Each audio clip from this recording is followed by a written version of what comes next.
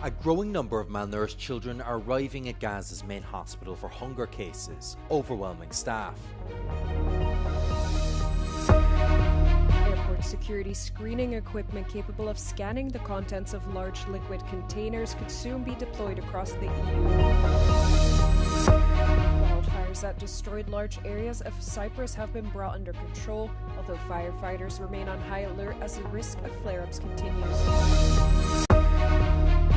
Tens of thousands of people have fled their homes as clashes between Thailand and Cambodia rage on for another day.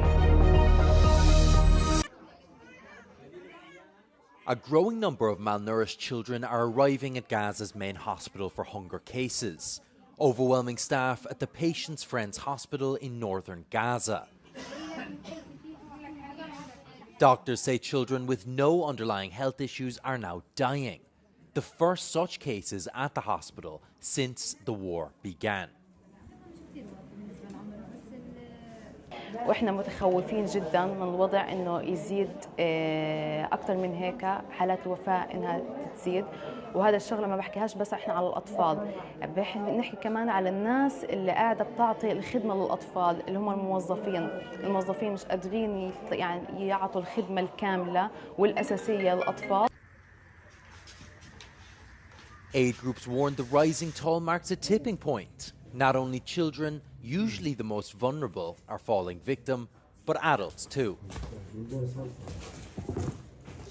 هدول ايش ذنبه؟ هذا حمل صاروخ وراح على اليهود حارب اليهود.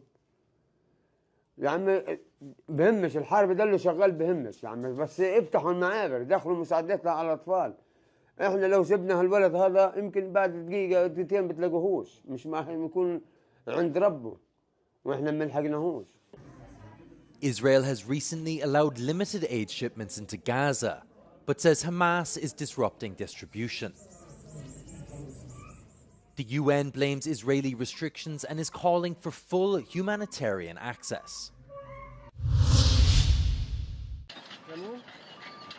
The main fronts in wildfires that have destroyed large areas of Cyprus have been brought under control. However, firefighters remain on high alert as the risk of flare-ups continues. About 125 square kilometers of greenery was reduced to ashes in the mountainous Limassol region, of which 50% was grassland. The wildfires claimed the lives of two people, a 77-year-old woman and her 84-year-old husband, who were found in their car. The blaze also resulted in infrastructural damage, with some homes severely damaged or even completely burnt down. The Cypriot government have now announced that it will cover 100% of the damage to the properties of those affected.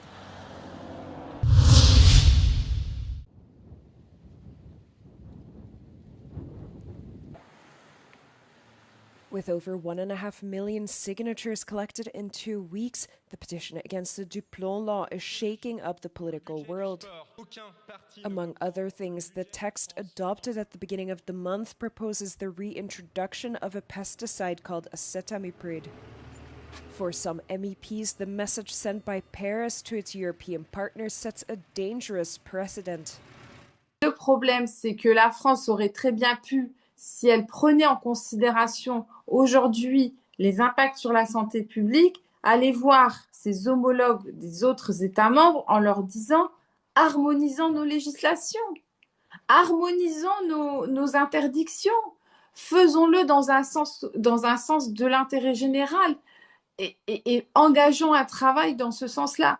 C'est pas ce que a décidé de faire la France. France wants to use this substance to protect its beet, hazelnut, cherry, and apple crops. Supporters of the law in France's leading farmers' union argue that French producers are at a disadvantage compared to their European counterparts. In the European Parliament, the French right wing approves the text. They are delighted to see the European Green Pact called into question. Moi, je suis très fière de détricoter, de participer au détricotage de ce pacte vert, parce que je pense qu'il n'est pas dans la bonne logique. La logique punitive, la logique qui va encore peser sur les agriculteurs, sur leur productivité, leur rentabilité, elle n'est pas la bonne. Il faut choisir la confiance et il faut faire aller de pair, produire et produire bien. Et ce n'est pas incompatible. Acetamiprid is dangerous for pollinators such as bees. However, the debate in France also takes into consideration human health, in particular fetal brain development. The European Food Safety Authority is cautious on this point. Last year, it concluded that there were major uncertainties as well as a lack of data.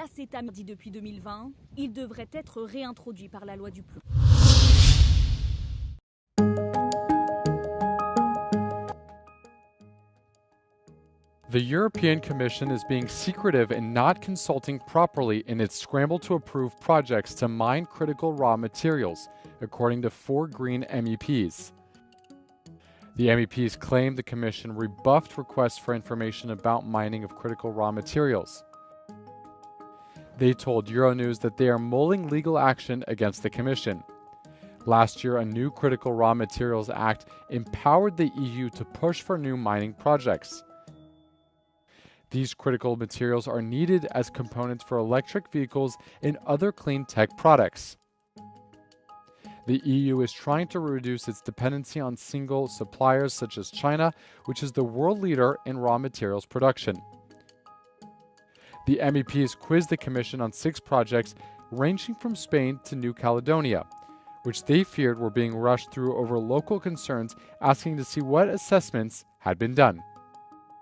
MEPs Maria Oysalo, Sarah Mathieu, and Madeleine Spy and Anna Miranda criticized the Commission for failing to respond properly, claiming one response offered earlier this year was generic and evasive. The European Commission had not replied to a request by Euronews for comment up to now.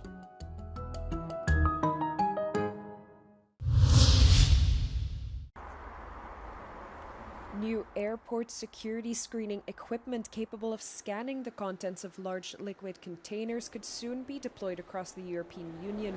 This means passengers would be able to bring bottles containing more than 100 milliliters when traveling. The European Commission is now awaiting final approval from the Civil Aviation Conference before deploying the new equipment at airports. Once we get the final report and the findings from ECAC, we will be able to give the green light, and then it's for the airports to put everything in place and inform the passengers. Under the current EU rules, liquids, aerosols and gels included in hand luggage must be packed in containers holding no more than 100 milliliters. Several terminals in Italy already have the new screening system at their disposal, but are not yet permitted to use them.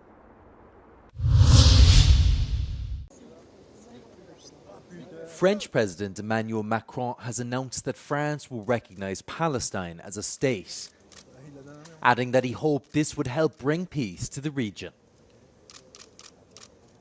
In a statement posted on X, Macron said that the decision will be formalized at the UN General Assembly in September. He also called for an immediate ceasefire in Gaza, the return of all hostages and humanitarian aid to reach the territory, while also calling for the demilitarization of Hamas. The Palestinian Authority welcomed Macron's decision. However, Israeli Prime Minister Benjamin Netanyahu said he strongly condemned Macron's move.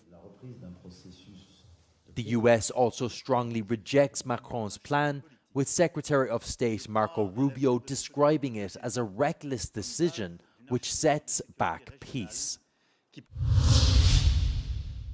A Russian passenger plane carrying 49 people has crashed, killing all on board after it disappeared off the radar over the Amur region in the country's far east. According to authorities, air traffic controllers lost contact with the passenger plane operated by a Siberia-based airline when it was attempting a second approach as it reached its destination. Предварительно на борту находилось 48 человек. Самолет следовал по маршруту Хабаровск-Благовещенск-Тында. При проведении авиаразведки вертолетом Ми-8 в труднодоступной местности на склоне горы обнаружен фюзеляж самолета. К месту крушения следуют поисково-спасательные подразделения, аэромобильная группировка МЧС России. В главном управлении открыт телефон горячей линии. The crash comes as aviation safety concerns grow in Russia, as some long-range drone attacks by Kyiv have sparked travel chaos at Moscow's airports. Russia's Transport Investigative Committee says it has launched a criminal probe to determine the exact cause of the crash. Tens of thousands of people have fled their homes as clashes between Thailand and Cambodia rage on for another day. The death toll has risen to 15 since the fighting erupted on Thursday. This includes many civilians. ដោយសារតែទីមួយគឺពីពីពីតេតងនឹងការរៀនសូត្ររបស់កូនគឺខាត់បងគឺមិនបានរៀនសូត្រទេហើយពីថាមានផលលំបាកច្រើនតាំងពីគូក្បែរដូចអុយពិបាកក្នុងនេះដោយថាតបងប្អូនគាត់រត់ទៅខាងក្រោយเนาะ ตกใจมากคือตอนนั้นเรากำลังซักผ้าอยู่ในบ้านเลยพี่อยู่บ้านหนองธนาเนาะติดปราสาทตะเมือนกำลังซักผ้าดีที่ให้พ่อกับแม่กินข้าวกินยาเสร็จแล้วพอกำลังซักผ้าอยู่ๆก็ตึ้ม Border tensions between the countries is nothing new. However, renewed fighting erupted after 5 soldiers got injured as a result of a landmine explosion. The fighting included gunfire exchanges, shelling and rocket fire. Thailand also hit Cambodia with airstrikes.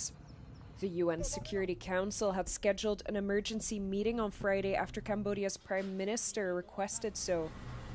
However, Thailand rejected mediation efforts from third countries and instead called on Cambodia to engage in bilateral talks.